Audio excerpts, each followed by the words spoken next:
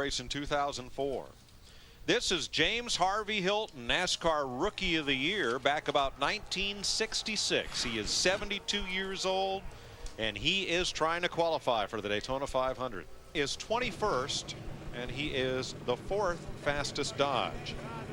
As James Hylton gets ready to roll. Started in this sport helping Ned Jarrett to a championship as Ned's crew chief, but he wanted to be behind the wheel. And the thing about it, we talked about this yesterday, if you looked up the word independent racer in the dictionary, the first word you would find is James Hylton. He never really was able to race with a lot of factory support, a lot of support from sponsorships, and actually won a couple of races. Two victories, including one at Talladega. Yeah, I was in that. It was my first race. Is the race he won at Talladega in 1972. He and I had a go of it for a little while before I blew up and he went on to win. But he's had an ARCA car. He's been running in the ARCA series some and been a chief mechanic in that series. Harvey is very capable. He always was a very great mechanic. We call him Harvey. That's his middle name. Yeah, James Harvey. Yep.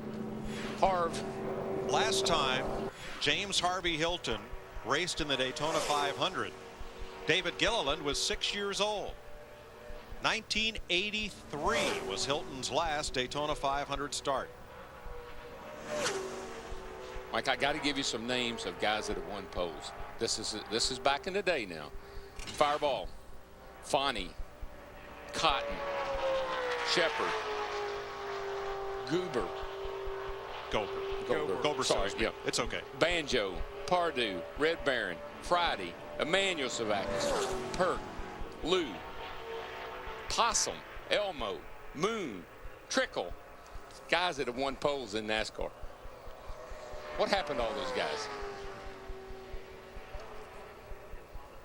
James Hylton had 4 poles in his Cup career, yes, along with a victory at Richmond in 1970 and on the big superspeedway at Talladega in 1972. His last Cup race, Darlington, in March of 1993. You know, Mike, I talked to James down here at the test back in January, and he told me, you know, he's leased this engine from Richard Childress Racing. He actually bought this car from Richard Childress Racing.